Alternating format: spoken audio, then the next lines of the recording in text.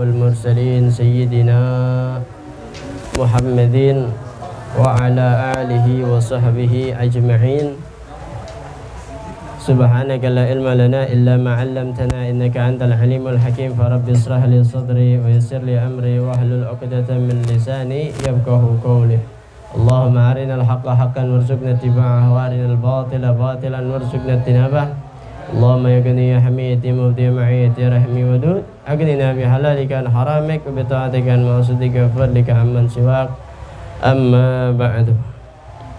Alhamdulillah, segala puji hanya milik Allah. Salawat serta salam selalu tercurah terlimpah kepada junjungan alam Nabi besar Nabi Muhammad sallallahu alaihi wa ala alihi wa sahbihi ajma'in.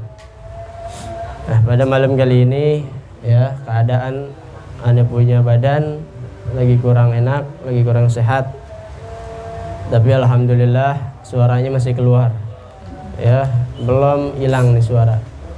Ya, mungkin kalau udah ya levelnya beda naik, nah ini suara hilang nih. Nah, mumpung masih ada nih suara, ya kita bawa ngaji. Mudah-mudahan Allah angkat subhanahu wa ta'ala sakit ini. Allah subhanahu wa ta'ala kasih kita semua sehat afiat. Dan Allah subhanahu wa ta'ala beri kita kemudahan dalam menjalankan ibadah. وقال المصنف رحمه الله تعالى وعدم النفع به وبكم في الدارين آمين إلى أن قال. Coba perhatikan ya, kita sampai pada hukum syar'i dan hukum adi. Kemarin udah kita bahas yang namanya hukum akli. Jadi dalam bertauhid itu kita meyakini Allah subhanahu wa ta'ala yang pertama dengan hukum akal. Manusia punya akal, dipakai buat berpikir, buat merenung, buat tafakkur ya. Nah, khususnya di dalam memikirkan ya tentang keyakinan kepada Allah subhanahu wa ta'ala. Kemarin hukum akli udah dibahas, ada 3. Ada yang namanya sifat wajib, ada yang namanya sifat mustahil, dan ada yang namanya sifat jaiz. Sifat wajib adalah sifat yang wajib bagi Allah dan mustahil ketiadaannya. Sifat mustahil adalah sifat yang mustahil ada bagi Allah ya. Dan yang ketiga sifat jaiz, yakni sifat yang mungkin ada dan tiadanya bagi Allah subhanahu wa ta'ala. Kita masuk kepada hukum syar'i. Apa hukum syar'i? Hukum syar'i artinya hukum syar'i yaitu pemerintahan Allah subhanahu wa ta'ala dengan perbuatan mukallaf karena memberatkan perintahan, maka dikata ini khitab taklif. Kedua, menentukan sebab atau syarat atau mani', maka itu dikata khitabul wad'i, yakni ditaruh oleh Allah subhanahu wa ta'ala akan hukum itu, maka terbahagi hukum syara' dengan 2 makna. Ini atas 7 bahagian yang tersebut di bawah ini. Nah, jadi perhatikan, hukum syara' ini adalah hukum syariat. Perhatikan ya, Islam ini banyak hukumnya. Kita beragama kudu tahu hukumnya, makanya disebut hukum syariat. Hidup tanpa hukum, tanpa aturan, tanpa batasan, nggak bakalan yang namanya bahagia. Kaya terus, emang enak kaya terus ya, pasti ada jatuhnya, ada miskinnya. Sukses, nggak mungkin sukses terus, pasti ada bangkrutnya ya. Jadi kita hidup ini kudu ada batasan, Kalau kita udah menyampai batasan lalai, nanti ada aturan yang membatasi kita untuk balik kembali kepada Allah. Ya. Jadi itu namanya hukum, ya, hukum syariat. Hukum syariat adalah apa sih? Perintah Allah, ya, Ta'ala dengan perbuatan mukallaf karena memberatkan perintahan, maka dikata ini khitab taklif. Hukum syariat itu yang pertama adalah perintah Allah yang diberatkan, ya, kepada orang mukallaf. Makanya kalau ada syarat sah sholat itu dibilang Islam, baligh, akil, ya, terus apa lagi? Mukallaf. Orang udah dibebanin kewajiban. Siapa yang bebanin kewajiban? Allah Subhanahu wa ta'ala. Allah yang punya aturan, Allah yang punya hukum, maka Allah bebankan kepada kita hukum tersebut, maka kita disebut mukallaf. Nah, bocah segini nih belum kena hukum, ya, belum mukallaf, boleh dia nggak sholat, ya, boleh dia nggak puasa, ya, namanya belum mukallaf. Nah, jadi hukum syariat ini adalah perintah dari Allah Subhanahu wa ta'ala yang dituju, yang diberatkan kepada orang mukallaf, ya. Nah, bisa juga dinamakan khitabut taklif. Khitab itu lawan bicara, taklif itu yang dibebankan. Artinya kita ini tujuan daripada perintah Allah. Adanya hukum Allah buat siapa emang? Buat binatang. Binatang nggak ada hisab. Binatang habis meninggal, mati, selesai. Nggak ada lagi kehidupan buat mereka. Kalau kita setelah mati ada lagi kehidupan. Setelah mati ada lagi kehidupan, kebangkitan. Di situ terus sampai kehidupan abadi. Makanya kita ada hukum. Makanya Allah Subhanahu wa ta'ala kasih kita batasan supaya nanti disaring siapa yang selamat, siapa yang taat, ya, sampai nanti kehidupan kekal abadi. Nah, itu namanya khitabut taklif, ya, perintah, ya, yang dibebankan kepada kita semua. Yang kedua, tadi yang pertama, yang kedua. Jadi hukum syariat itu ada dua, ya. Yang pertama khitabut taklif, perintah yang langsung dari Allah untuk dibebankan kepada kita. Yang kedua, ya, menentukan sebab, syarat atau mani', maka itu dikata khitabul wad'i. Yang kedua adalah khitab wad'i. Ya, kita enggak menerima mentah-mentah perintah dari Allah, enggak. Ya. Kita enggak menerima mentah-mentah perintah dari Allah, ya. Akan tetapi ada yang kedua, khitabul wad'i. Perintah dari Allah sudah, maka tinggal ditentukan diletakkannya di mana. Tinggal ditentukan diletakkannya di mana, ya. Maka itu bisa dikata juga sebab, syarat atau mani', ya. Perlu kita ketahui nih. Jadi kita ibadah itu atas dasar apa? Gitu. Yang merintahin saya ibadah siapa? Kalau nggak tahu begini, repot ente. Ya. Ibadah asal ibadah, ya, pahala nggak dapat. Nah, gitu. Jadi apa yang dikata sebab? Sebab itu, ya, adalah asal perintahnya. Asal perintah. Syarat nggak jauh beda, ya. Mani' adalah penghalang. Artinya ini penghalang.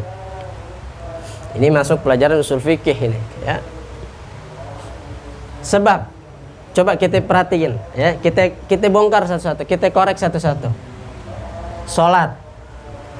Sholat hukumnya apa? Wajib. Dasarnya apa? Sebabnya apa? Ada ayat Quran.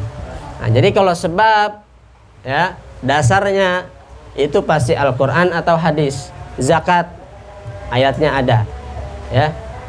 Terus sholat, haji, puasa, ya, terus waktu sholat, ya. Nah, itu semua ada sebabnya, ya. Syarat, nah, syarat ini, ya, yang membarengi daripada sebab. Aqimus sholata wa atuz zakata, dirikanlah oleh kalian sholat dan zakat. Kira-kira sholatnya gimana? Zakatnya kayak gimana? Ada yang tahu? Ya. Makanya, ya, sebab sudah ada syarat. Syarat sholatnya kayak begini: 1. Islam, 2. Mukallaf, 3. Baligh, akil, menutup aurat. Itu namanya syarat. Lah emang nanti disuruh sholat main sholat aja telanjang begitu? Kan enggak. Paham sampai sini? Ya, ini namanya hukum syariat, hukumnya agama Islam. Ya. Nah, terus, ya, apa lagi? Sholat maghrib hukumnya wajib, ya, karena tadi tuh ayat Quran. Terus apakah kita main sholat aja maghrib? Masih jam 12 siang kita main sholat maghrib? Enggak, ada syaratnya. Apa syaratnya sholat maghrib? Terbenamnya mata sampai hilangnya mega merah. Itu namanya syarat. Paham, ya? Jadi nggak jauh beda, ya. Sebab syarat yang ketiga mani. Mani itu penghalang, ya. Artinya kita ini ibadah, ya, kalau kebablasan juga nggak bagus, bahaya, nggak boleh. Mentang-mentang kita semangat, iman lagi naik, duit lagi banyak, badan lagi sehat, apa lagi, ya? Hah? Ente jangan buyarin deh, ya, tenang dulu. Ya, lagi imannya naik-naiknya, ya, ente semangat, ibadahnya ditingkatin, bukannya malah nambah bagus, malah nambah kebablasan. Ya. Nah, ini pentingnya kita mengetahui mani, penghalang. Apa itu mani? Mani itu penghalang adalah sesuatu yang kita nggak boleh langgar. Sholat, lagi sholat, boleh gak kita, ya, miring dari kiblat? Boleh gak? Gak boleh.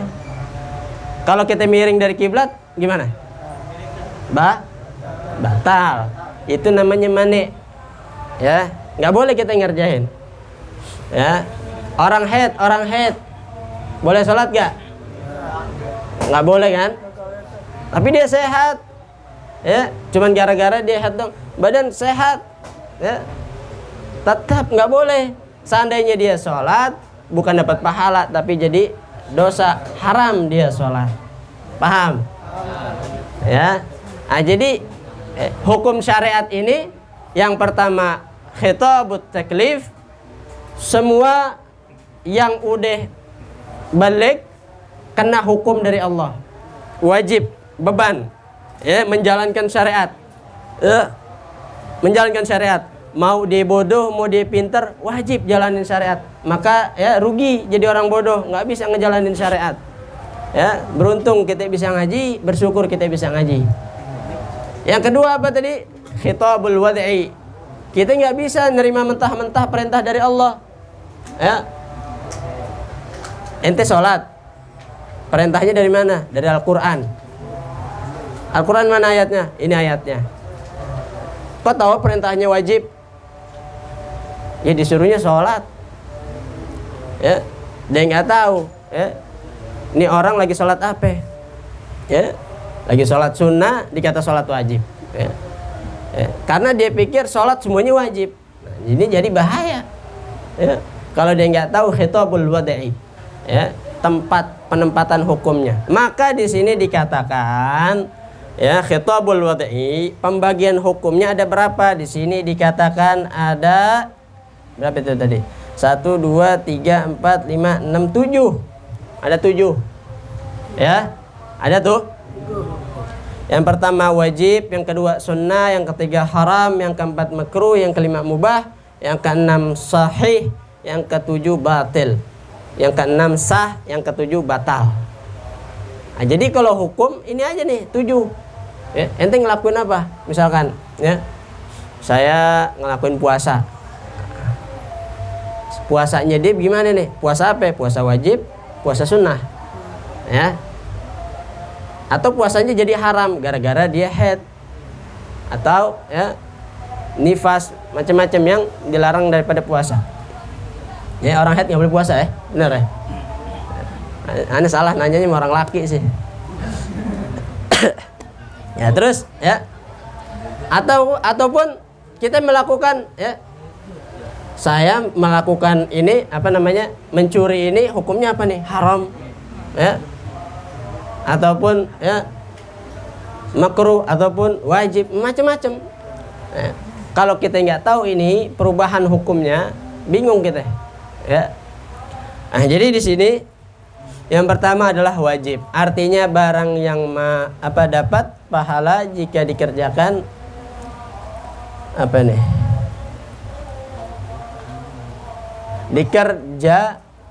Dikerjakannya dan dapat dosa jika ditinggalkannya adanya.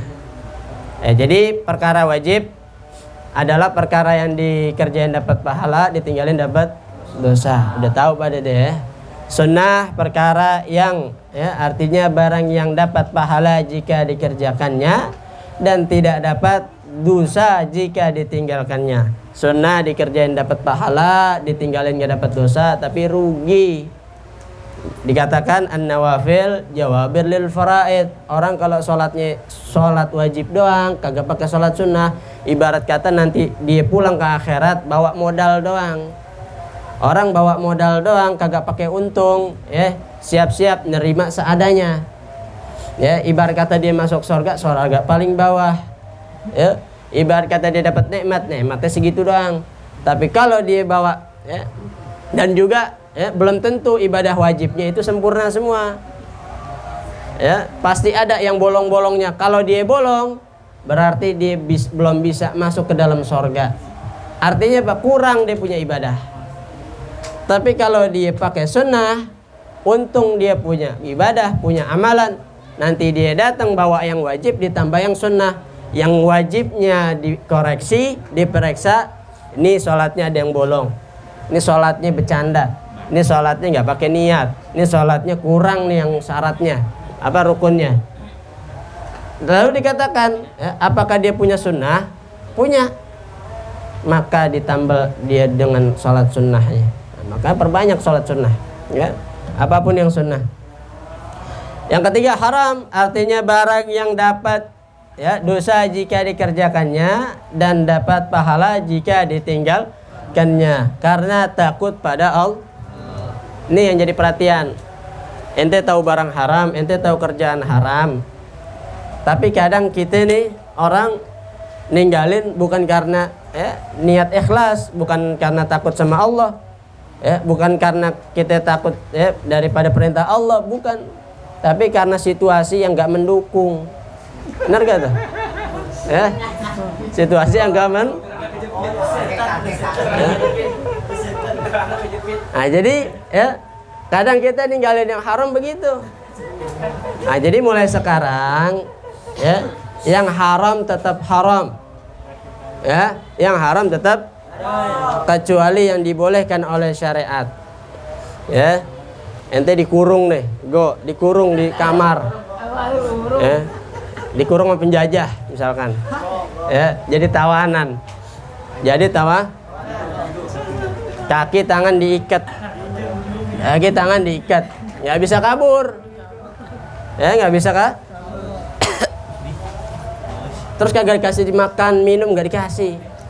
Kata penjajahnya biarin aja mati di tempat. Ini kata penjajah. Tiba-tiba ya tikus lewat depan ente. Makan apa enggak? Hah? Makan apa enggak? Tikus enggak halal. Ya. Boleh buat dia dimakan. Makan tuh, ya. Ini yang haram. Ya, bisa jadi berubah jadi halal buat dia orang supaya nggak mati.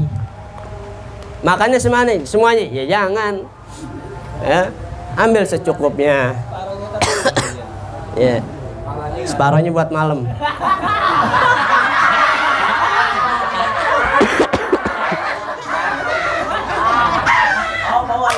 Ya, dah, ya. Jadi ya. Jadi itu perkara yang haram. Ya.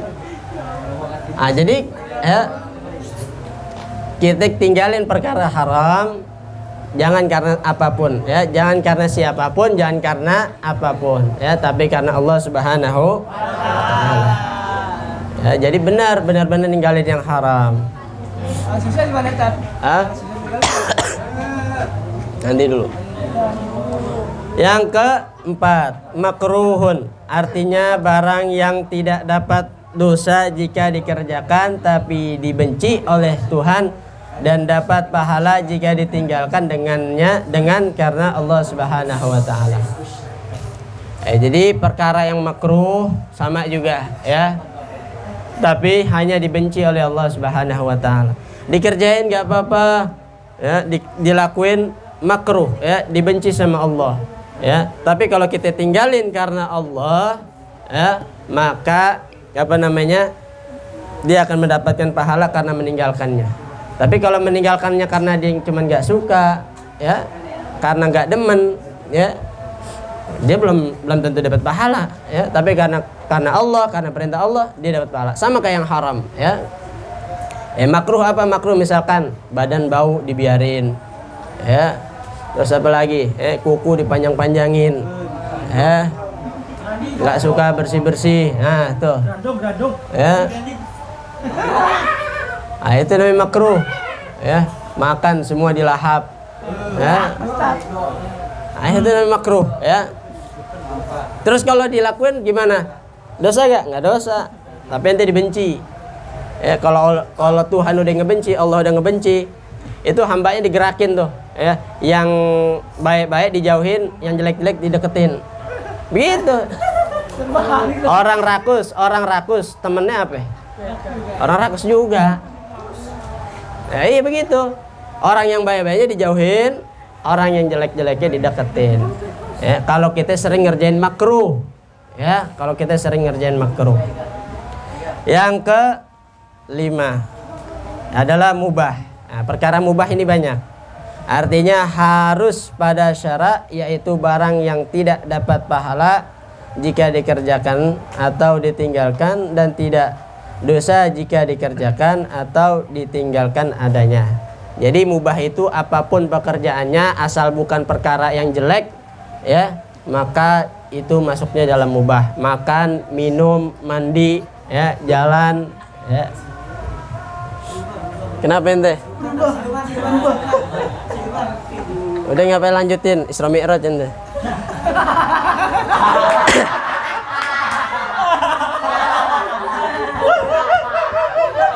Udah. Ya, kita lanjut.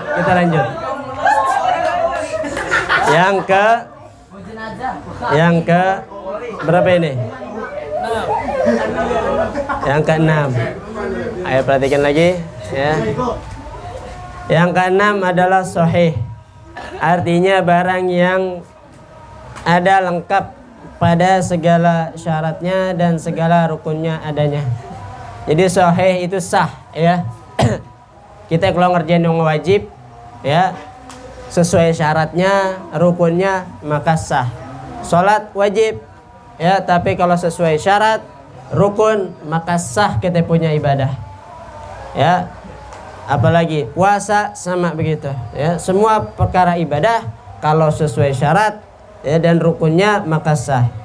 Yang terakhir, yang ketujuh adalah batil. Artinya barang yang kurang syaratnya atau kurang rukunnya, yaitu lawanan sahih jua adanya, ya. Yang terakhir, yang ketujuh adalah batal, ya. Ente mau segimana banyak ibadahnya, kalau nggak sesuai syaratnya, nggak terpenuhi rukunnya, batal, ya, batal udah, ya. Maka rugi orang yang nggak ngerti ibadah, ya.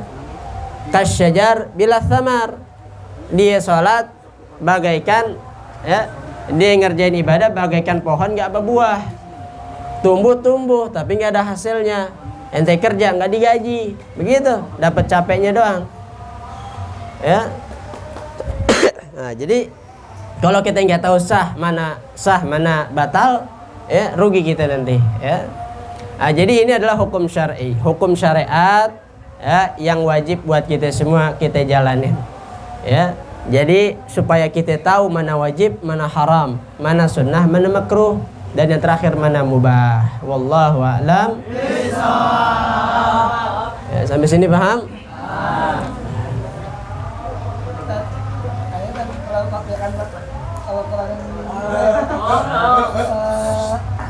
Batin, Bu.